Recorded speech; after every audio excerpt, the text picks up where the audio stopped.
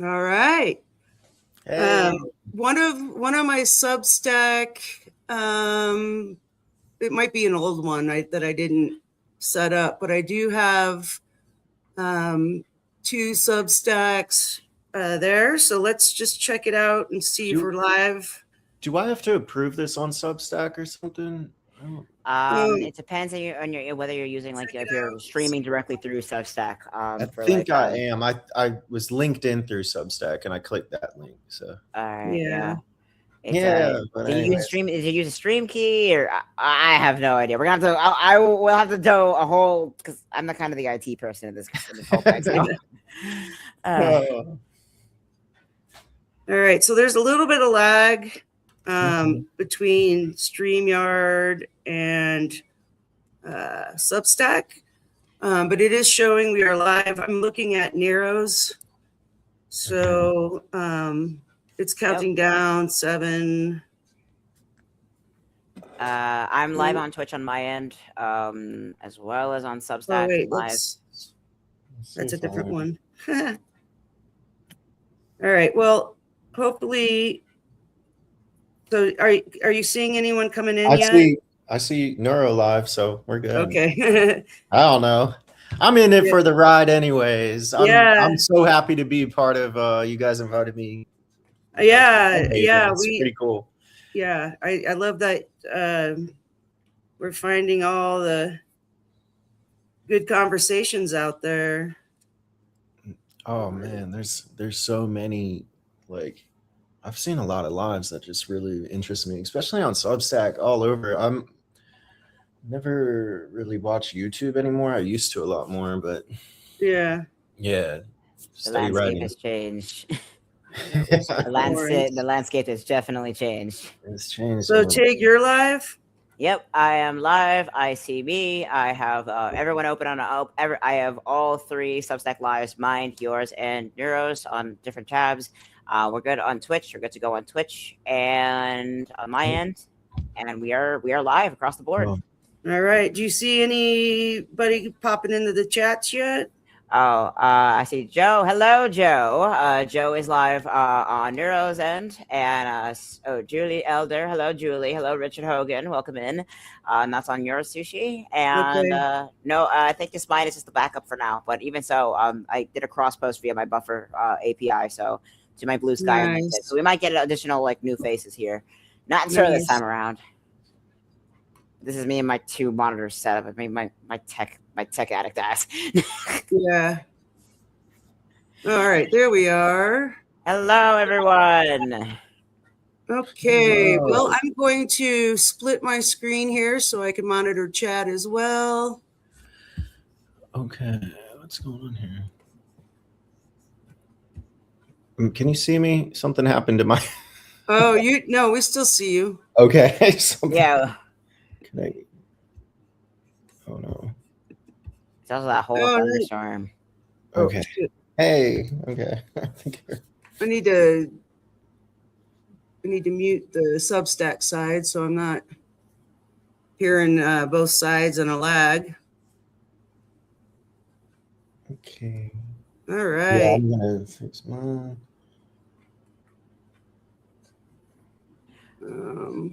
Okay, I'm almost ready. Sorry. Oh, you're good. Okay. You're good. We're just Julie Elder, hello. Where's Neuro? Neuro's coming back in a minute. She might be back between chat moderation and be on camera. Yeah, that's pretty much it. She's here though. Yeah. Oh, mine's saying the host has not initiated live, but that's for Neuro, I think. Yeah. Yeah. So we'll do it. Yeah. But we I have the admin, so we are live. I did create the live. There's Nero. Hey. Welcome back. Okay. Yeah, I've got some breakthrough pain right now. Oh, I'm sorry. Yeah. Okay, so I still haven't seen. I think I'm on my chat. Oh, there's Julie. Okay, I see Julie now. I'm seeing chat. Mm-hmm. Okay. Okay, so how many do we have so far? Across all three, we have on Neuro's end, we have 9 viewers. Hello, Stacy Carney, welcome in. On Sushi's end, we have a solid 3 viewers. Okay. Me plus Julie. Hello, Stacy Carney, welcome in. And on my end, just the backup stream, it's just standard 0. So total, we have 9 plus 3 between It's you. not letting me join live video. Oh, okay. Someone has to if you're Neuro, did you sent hold on, let me see if I can cancel mine real quick, and then I can add you as a co-host just in case. I can add you as a co-host to a new stream. When I set up the live stream, because it only lets me invite 2, I invited him and Sushi. So he has all the connections. Did you accept the invite on Substack side? I don't know. How do you do that? Like, I'm in the chat. Go to your notifications, and there should be some kind of notification whether you. It says I just had the stream. I'm using the StreamYard one. Is that Okay? Yeah, the StreamYard link gets you into the waiting room, like the main thing that we're in right now. Okay. So if I'm you gonna want to stream close that. audio, stay here. Don't move. Okay. If you want to stream this to your audience, you should see a little blue button at the top right corner that says stream to your audience. If you click that, do you have the paid version of StreamYard? Do you have the free trial? Because you're not going to be able to add Substack to your StreamYard unless you have either of those. I don't think it shouldn't matter because I added him from the invite. Yeah. Oh, yeah. A co-host on your end, right? Now? Yeah. Okay. Where's the blue? What is it called? I don't know how to check it once we're already live. Oh. Oh yeah. Sorry, guys. No, it's okay. Emmett, what you can do is we will repost this after it's done, and you are welcome to just share it again to your personal site. Oh, I wanted my live people on there. It's okay. No, I got you. Okay, hold on. Here, let me see. You guys go ahead. Okay. We'll get started. I'm going to go to my live video right now. Yep. So let's see. And all right, we'll get started while Tig is doing some admin stuff, some tech. Emmett, what you could do probably is just share the live stream and tell them to go either into Narrow, Sushi's, or Tig's. Okay. For now. Okay. Let me do it. I invited so many people. I'm sorry. Oh yeah, well, let's get them. We get it. I think. Oh, I see something up here. Okay, let's just do it. It's all good. All right. Yeah. I can't before you accepted the invite, so. Yeah.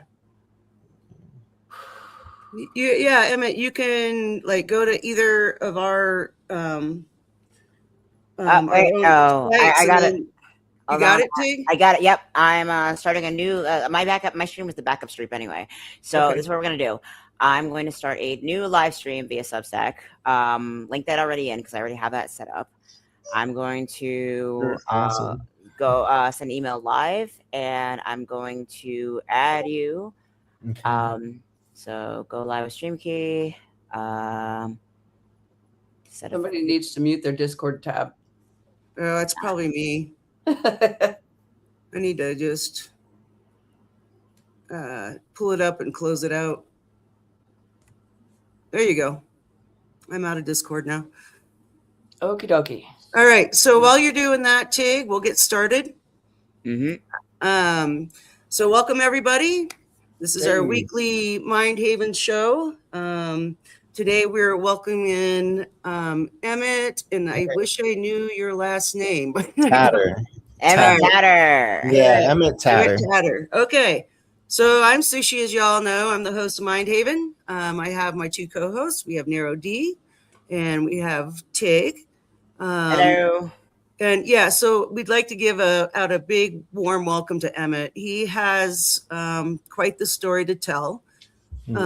So with that, Tig, are you ready for the disclaimer, or would you rather me? I got the disclaimer right up here, so I can just go ahead and do that. All right, let's get that out of the way.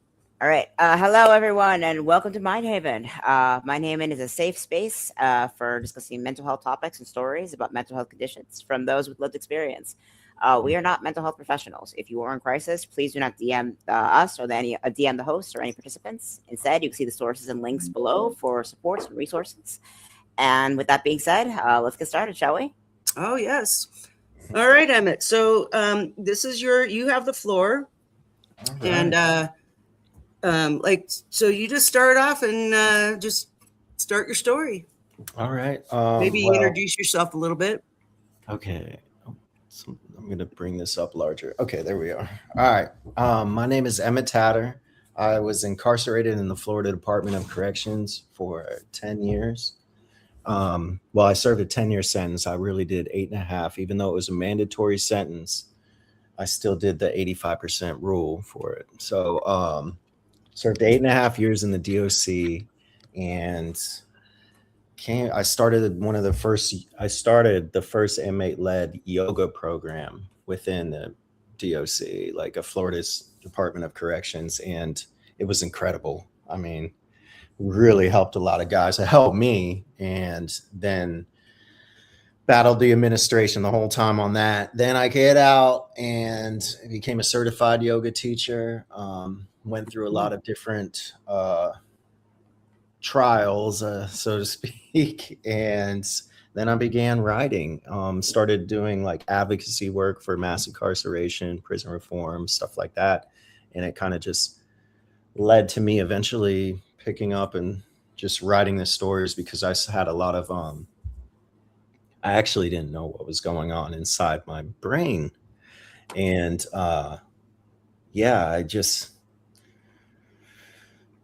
so a lot went into that. I was pretty messed up, but I began writing. It didn't start out as I'm going to write a book. I'm going to, tell my whole entire story to the world or anything like that. It was just solely a practice for me. Like I needed to find the Emmett who I learned to respect from prison, which is strange to say, but I grew to love that individual. I was motivated.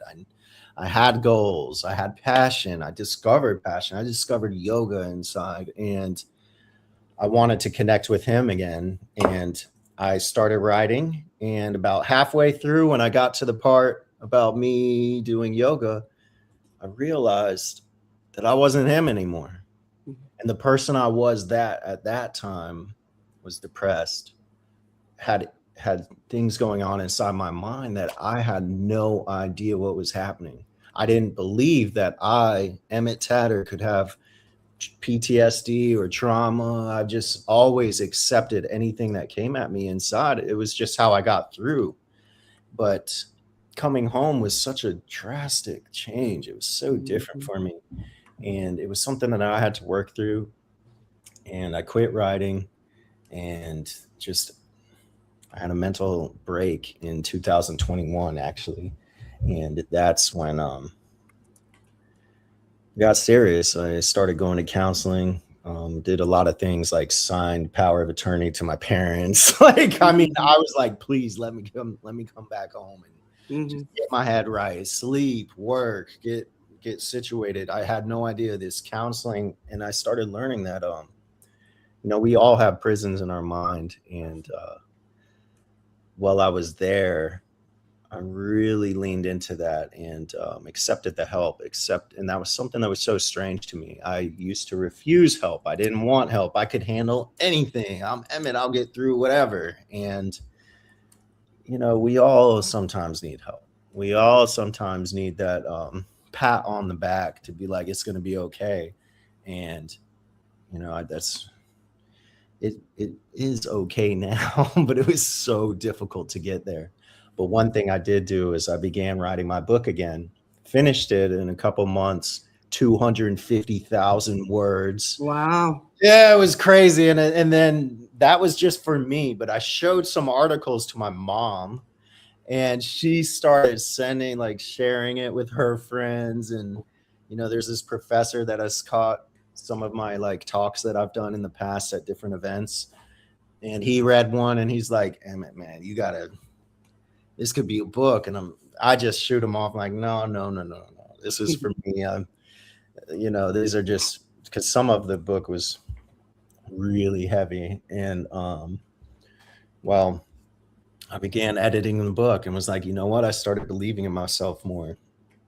And it's so funny to me because inside, I believed in myself so much. I was teaching guys yoga. I was, educating myself, learning Spanish, learning different languages to try reaching others. And that did something so remarkable for me on a personal level. It's just, and when I came home and it felt like it was just ripped apart. And then what I realized more so was my mind was ripped in many areas, and it was so hard to get that back together. But one thing that helped me was writing that book, doing that editing process. That took years, like years of editing, like what? And now it's at 79,000 words. The title has changed multiple times from Inside Out, because Inside Out was me just trying to look at myself. It was like a double meaning when I first started. And yeah, it was pretty anyways, I could go on and on about that, but writing has always been something that's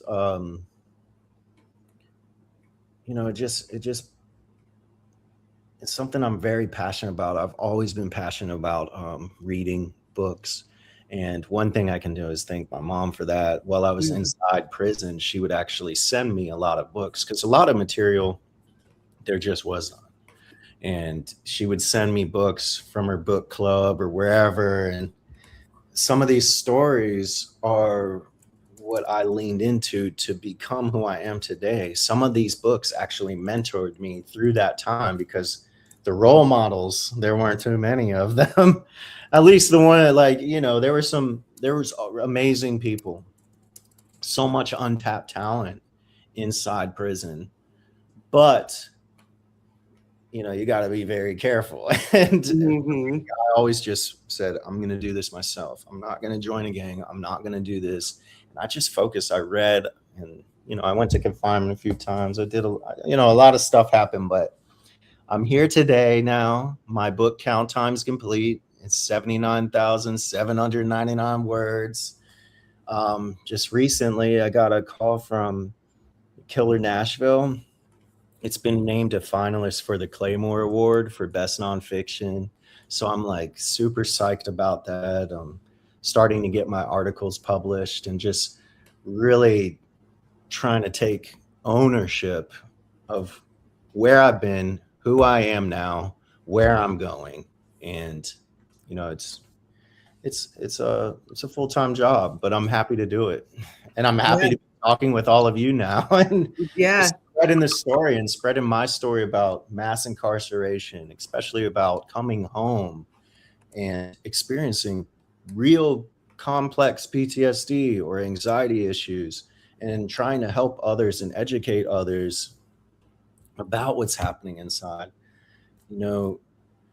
There are really bad people, and I understand that. I've met some that, to me, I'm like, I ran into an abolitionist the other day, and they're like, we should get rid of all jails. I'm like, well, I don't know, because man, I was in there with dude, he'd eat you right now. Right? Not feel anything about it. And so I've ran into some evil people, and there's people that do things to just the rabbit hole goes on in that regard. But one thing I'm so thankful for now is just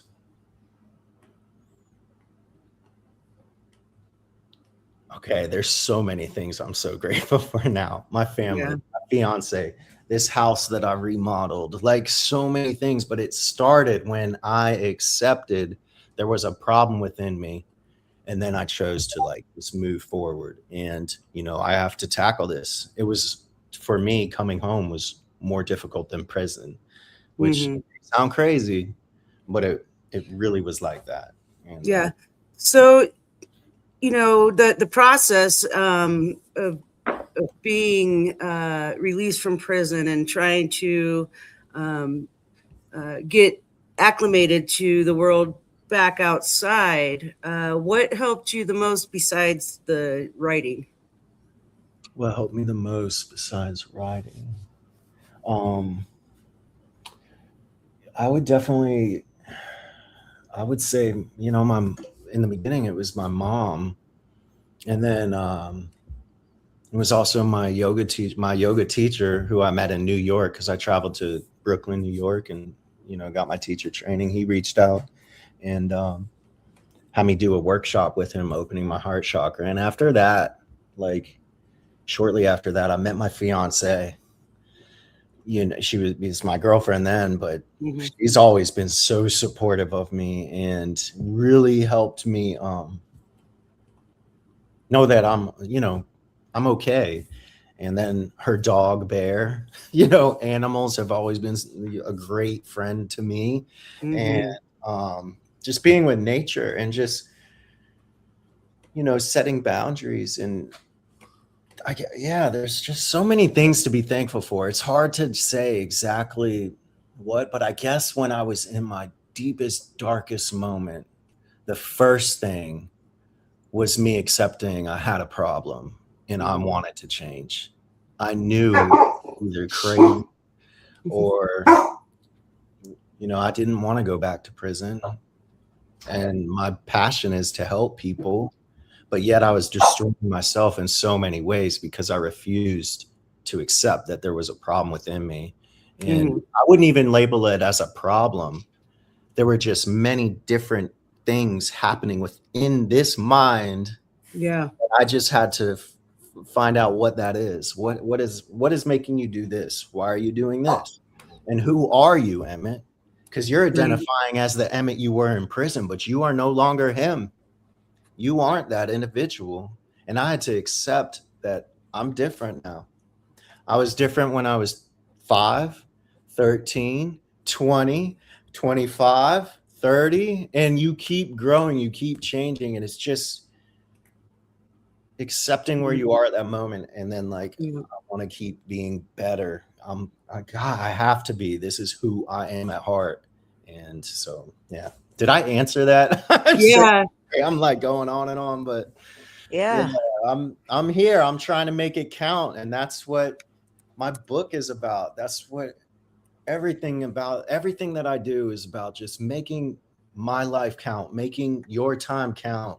And I think every one of us can do that.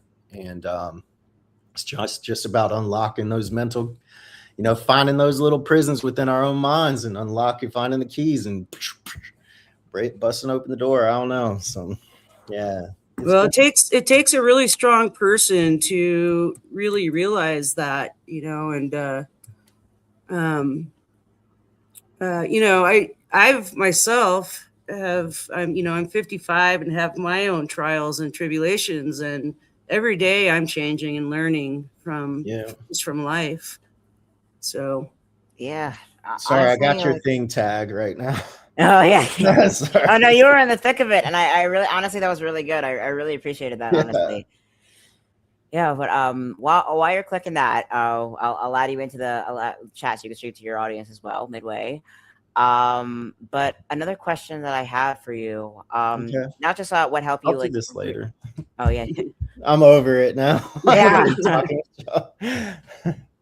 Yeah, another question I had, not just what helped you acclimate after you got after you got out of prison, but you said a few times that you were actually in confinement, in solitary for more than once. You said actually. Oh yeah. So yeah. I was wondering. I had a question as to if writing was one of your biggest means of acclimating and reclaiming that humanity.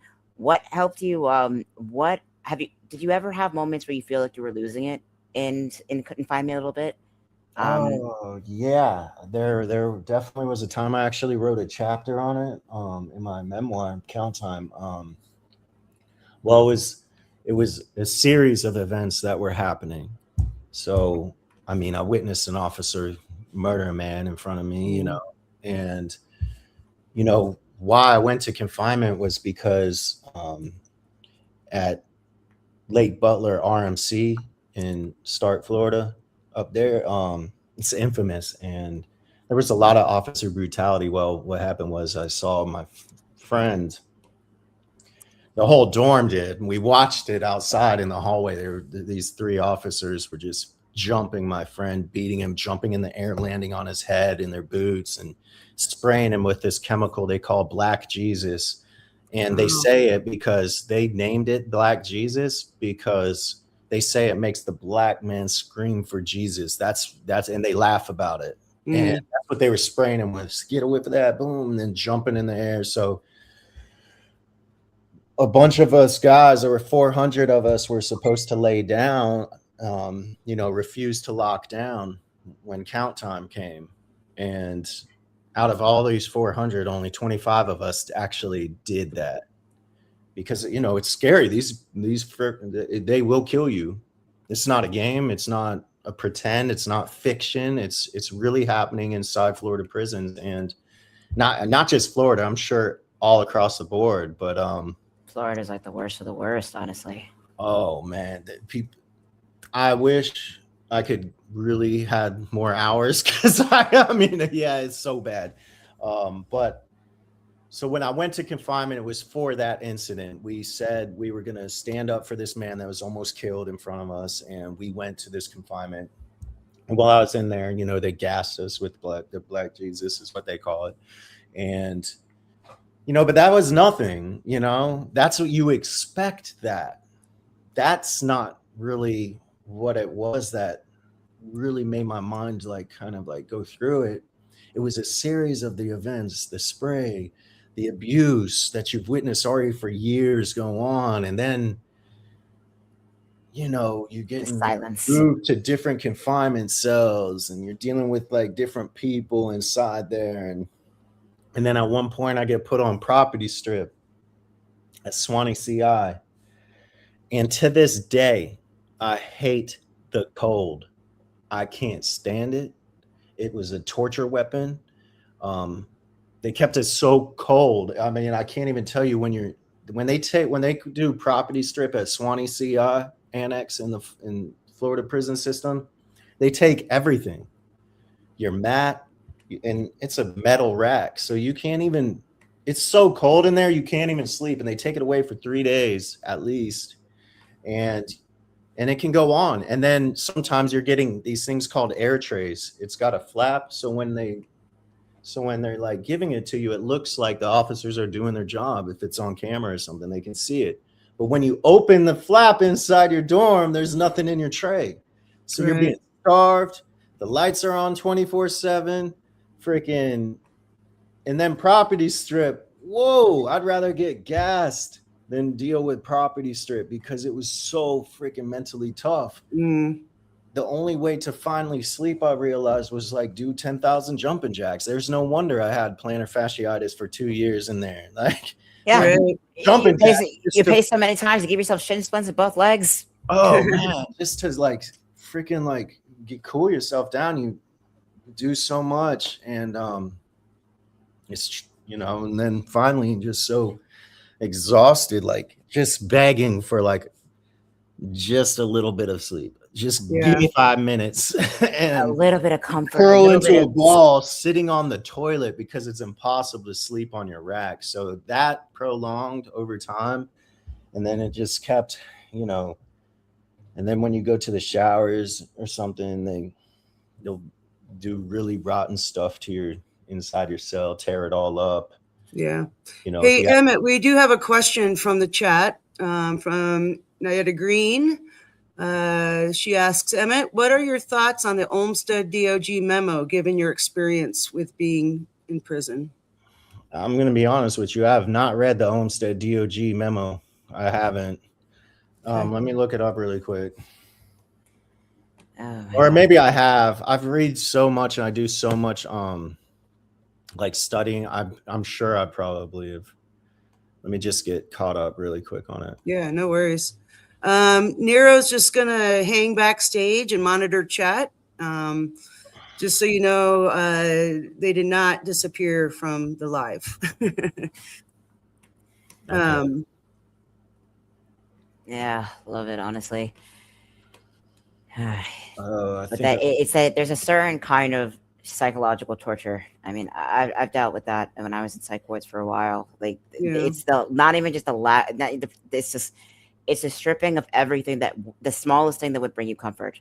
blankets, little soft anything, and the man. constant shift in routine, the no stability. It's meant to make you as feel completely unsafe, no control over your surroundings, and no control over anything else. Yeah. You know, that story I was just talking about when I was on Property Strip, I was actually in there with this DOJ memo. You know, it's a lot about like, do you any of you know what it is? Yes. You do, right? Okay. Yes. Okay, so I was inside with, you know, this one inmate that got brought into my room with me. He was actually blind. And for some reason inside like prison, I never thought, like, I thought there'd be like a special, it never entered my mind about someone being in this environment blind in prison. It was mind blowing to me. So, man, it was messed up. And these officers, dude, it was bad. Yeah. There's no protection.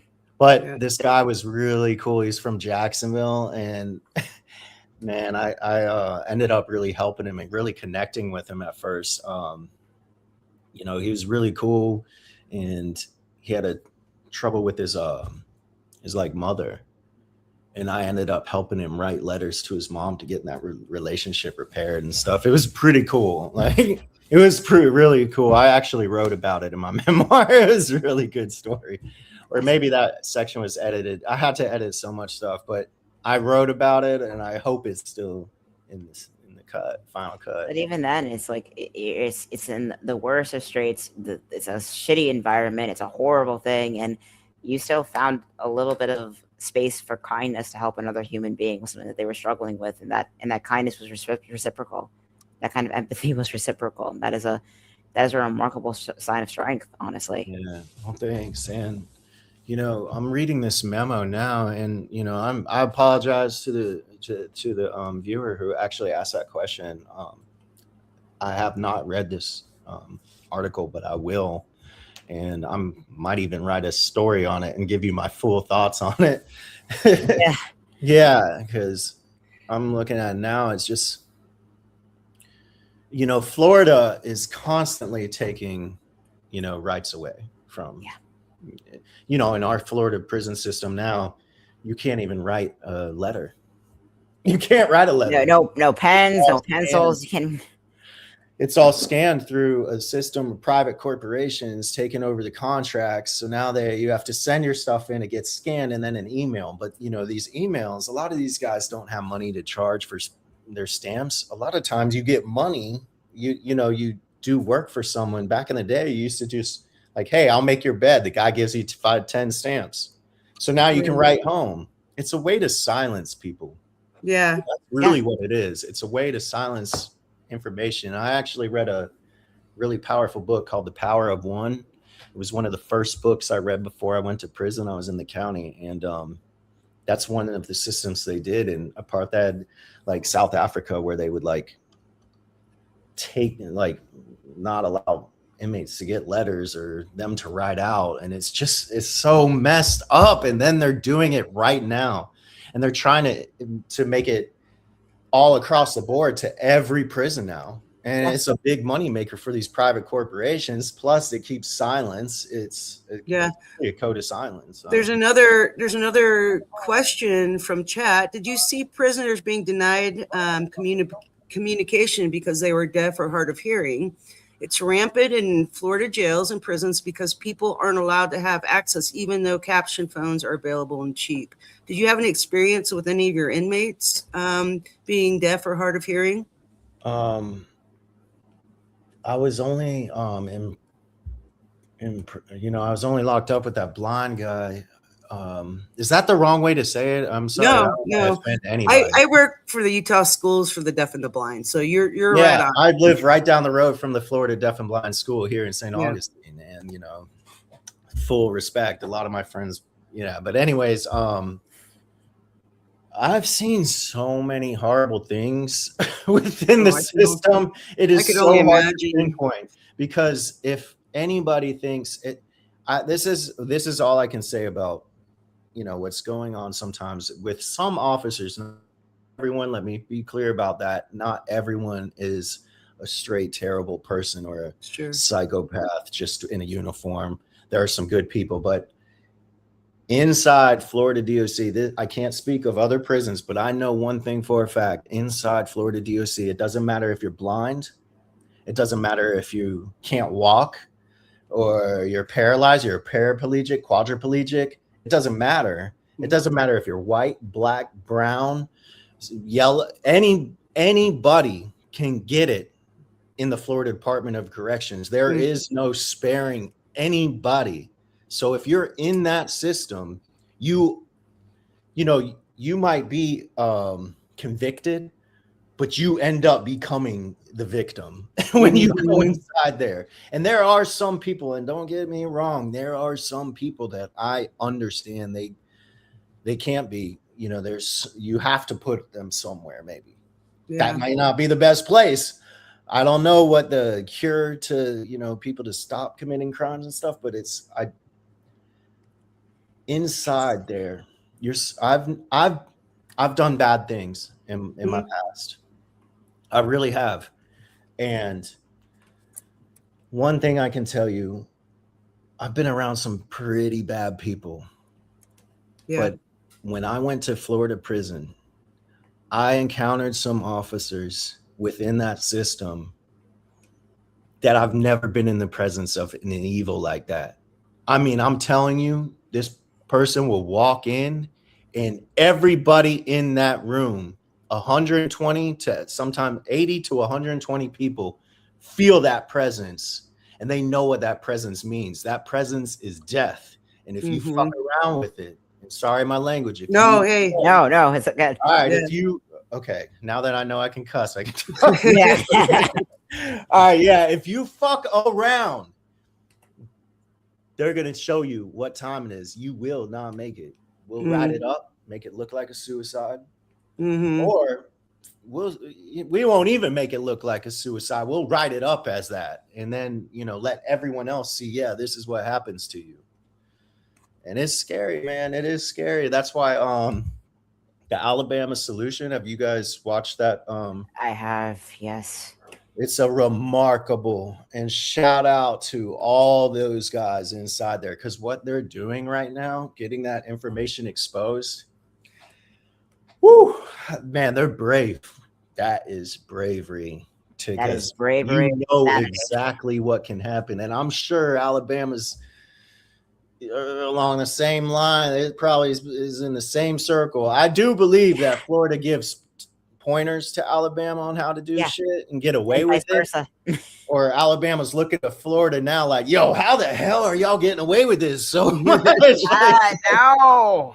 That's crazy. It's not even just like, I think there is something to say about the influx of power and how being in a position of power in a culture that encourages cruelty for the sake of cruelty, it makes it very difficult to maintain kindness when the culture around you will immediately punish any kind of kindness, vulnerability, or as weakness of that kind.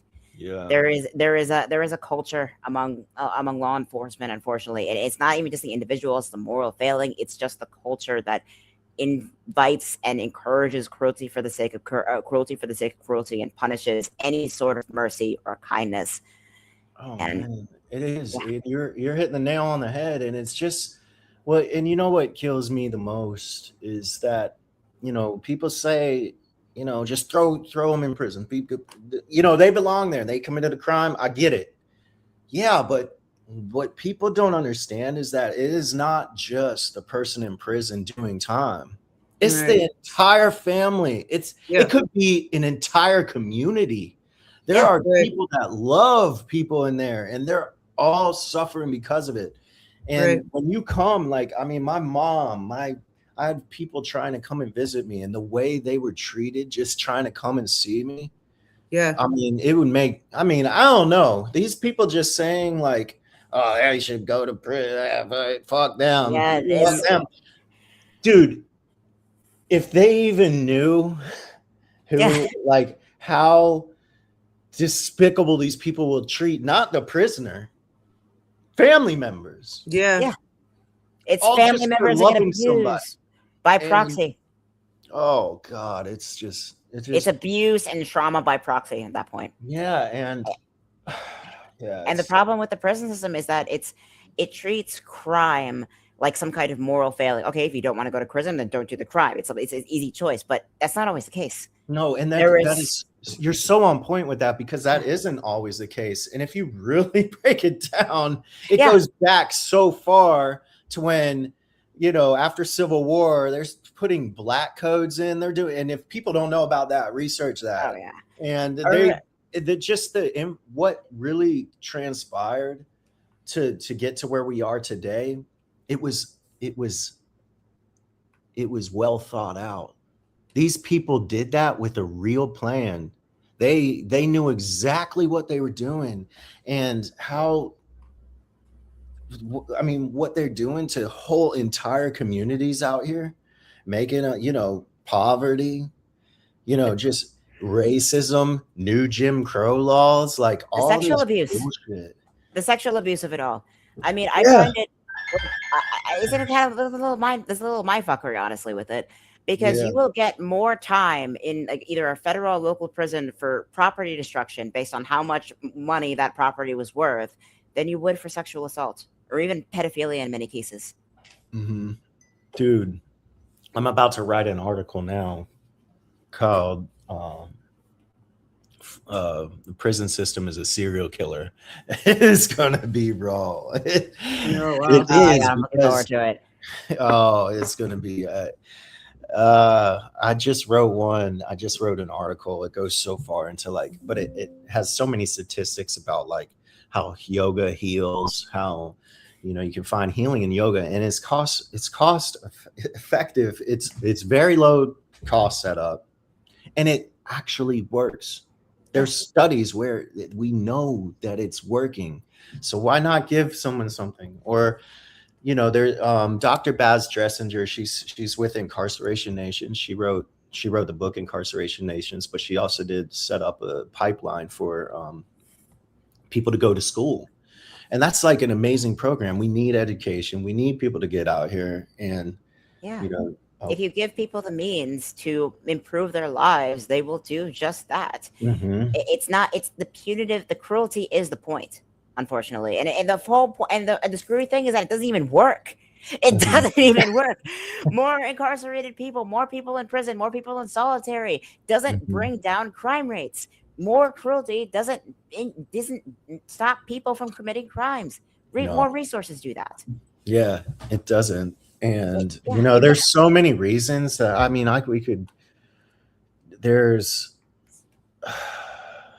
there's a lot of reasons what's going on right now is why it's taking place right now. And I'm so sorry, I'm having a million thoughts about how fucked up and why the DOC system is so corrupt, so messed up. And I guess it just is bringing me back to we can do better. I believe that.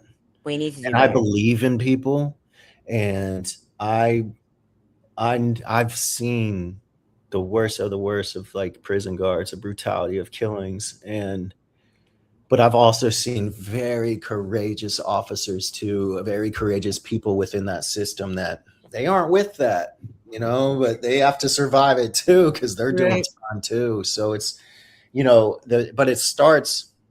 The corruption level is so hardcore. The Department of Corrections on a corruption scheme is down here, and it just spirals up and up and up. Yeah, and these laws. Yeah. But hey, Emmett. So another comment from Nyada Green. I don't necessarily agree with that. I'm assuming it's back a few comments or discussion before.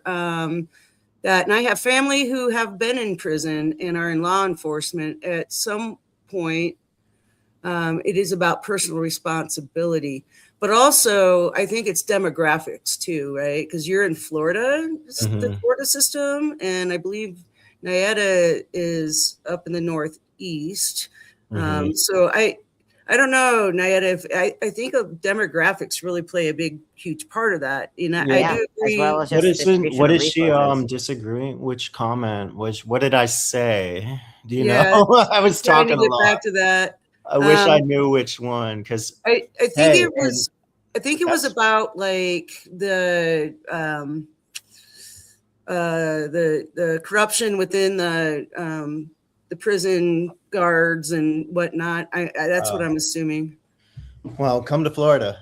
Yeah, that's what I was invite thinking. you. Come down here and see what it's like. But I'm telling you, no, dude, I have some officers that I still talk to today. Sure. There's some great people. Yeah. One of them helped me with questions when I was writing my book. You know what I mean? It's like that's what I was saying. There's really good people, but there's really bad. And she is right. It does come down to personal responsibility, but it doesn't only just start with inmates. It starts with officers. It starts in the higher ups. It starts with our people we elect. It starts with, where does that? It starts with community access. And also it's like, it's not just it's not just like, it's where does that start? But also like the idea of personal responsibility being the sole and only definitive reason for the actual benefit of incarceration, it's a tricky one, because you can't whether it's personal responsibility whether you're in prison or not is kind of besides the point.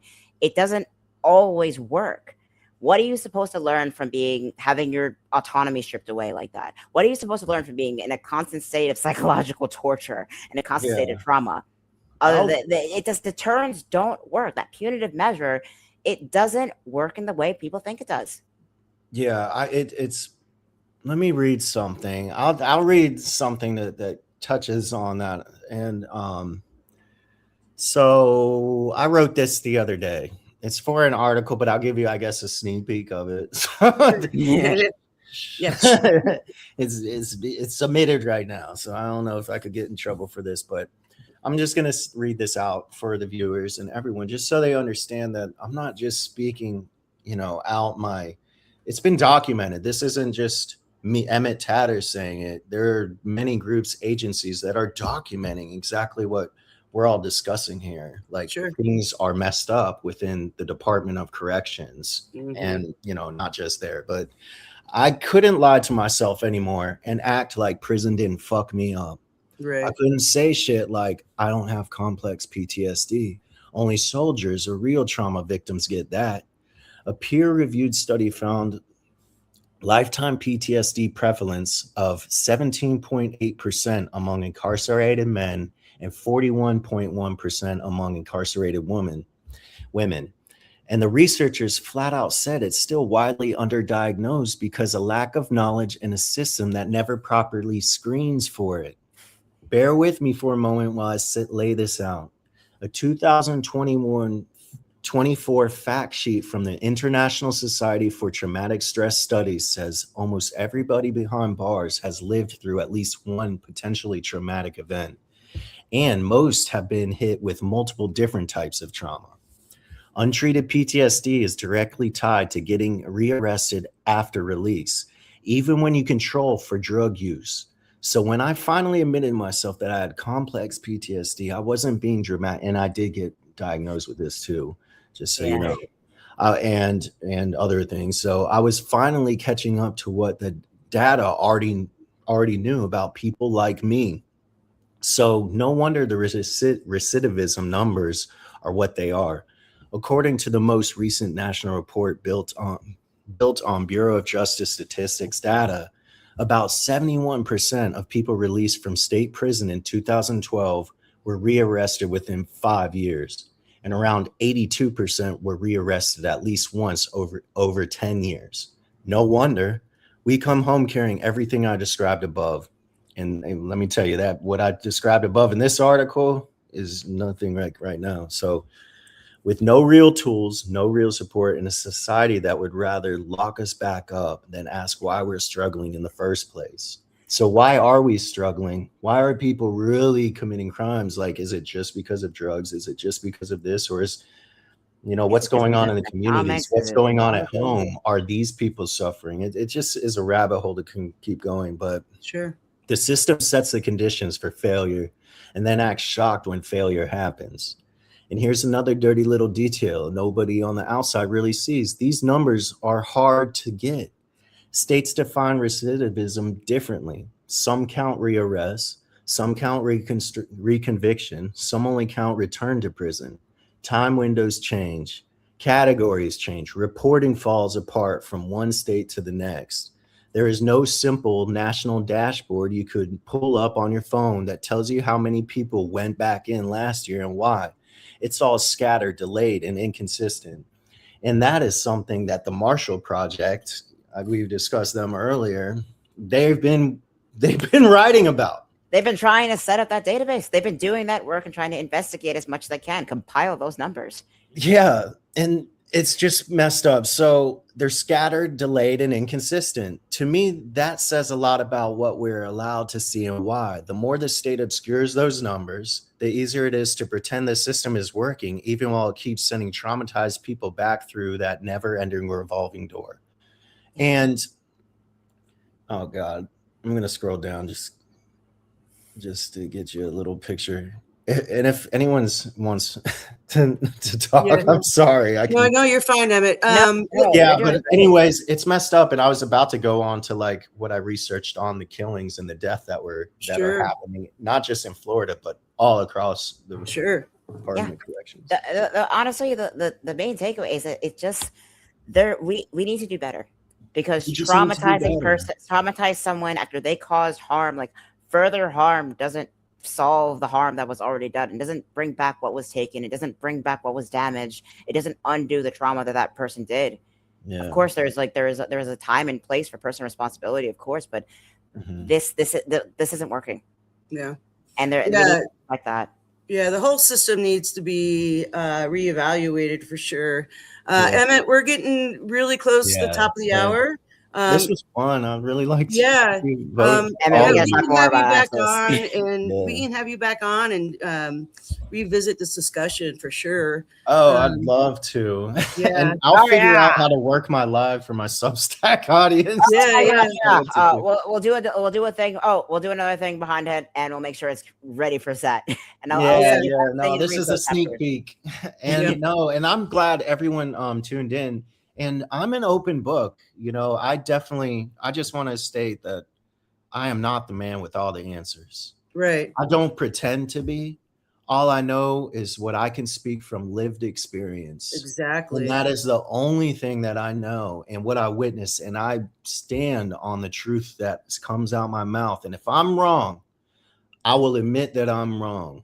Sure. And I just want to thank everybody who tuned in and, can say up front, I don't agree with you. And that is what life in our country is like supposed to be about.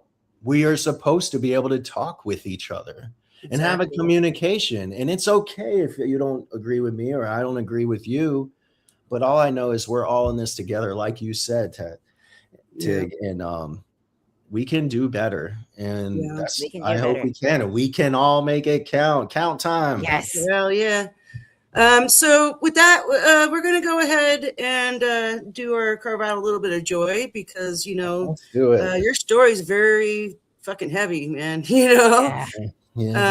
So let's do that real quick. And then we'll sell ourselves. Emmett, you can just tell people where you could be found. Okay. So, Emmett, why don't you go ahead and let us know what brought you joy in the last week or today or whenever.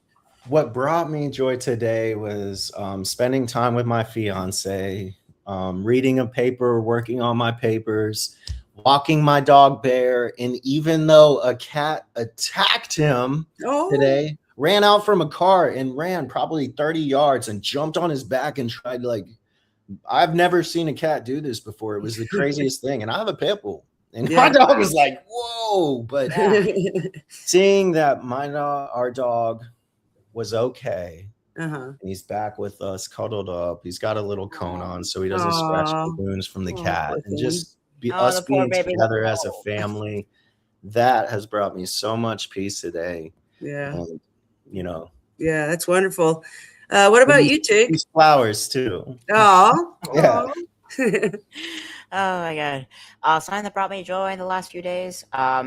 Friday, I had a little side quest, I call it, to Midtown. I had a consult for my top surgery for the summer. Got a few new resources for that coming up, so that's good.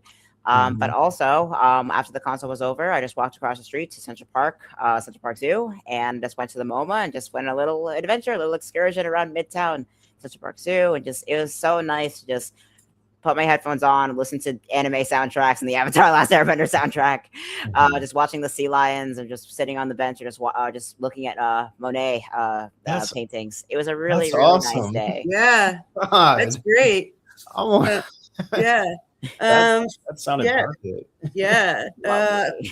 So for me, being in Utah, we're in a very hot spell right now. It's like 105 to 109, depending on where you are in the northern part. This is not even the southern part of Utah. Yeah. Half the state is on fire. At any rate, I had the absolute joy of going over to a friend's house yesterday and dipping in their pool and being able to cool off with friends. And that's nice. Yeah, that was very, very nice. So with that, let's go ahead and sell ourselves. Throw out your plug there, Emmett, where people can find you. Okay. I'm on Substack, Emmett Tatter. I invite people to come subscribe and read some of my articles. You might learn something. I'm just trying to educate and tell the truth and give my personal story. You can find me on, I have published articles with Counterpunch. You can read me on there. My book Count Time just became a finalist for the Killer Nashville Claymore Award for Best Nonfiction. So let's keep going, and I'll keep writing. I'll keep sharing my journey, my story with everyone that, that is interested to even hear it, Love it. Hey, I get it. We all have stuff going on, but let's just all make it count and do our best. Namaste. Yeah. Woo. And Tig, where can we find you? Hello, I'm Tig Mansueta. I write Tigology on Substack, and I have a larger platform. My website, tigologyverse.com. You can find a lot of my essays as well as Substack, not on Substack exclusive writings.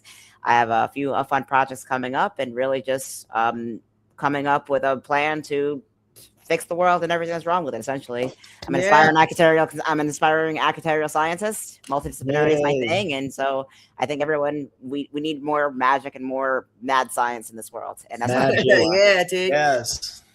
All right. I'm a Gryffindor too. Yeah. Oh my god. All right. All right. And then, we just got a comment from Nikki. This is becoming one of my favorite shows. Thank you, Nikki. That's so sweet. Much love. Love. Yeah. And so I'm Sushi, the host of Mind Haven. Everyone knows, I think, everyone knows where they can find me. I can be found on YouTube at Sushiphiliac. Along with Substack at Sushiphiliac. Yeah. So, hey, Emmett, we are definitely going to have you back on. Continue this conversation. Yeah. It's a lot to dive into. It's a lot to dissect, and my brain is all over the place. So sometimes when a simple question, I have like 30 different answers for it. Because there's so much information. So All right. Well, we're going to close it out here real soon. Emmett, just stay put. Once we end the live, we'll just meet backstage and we'll discuss having you back on. Okay. So, hey, everyone, thank you so much. Yeah, thank you. Coming on, everybody. Much love. Much love. Thanks, guys. All right. We'll see you all soon.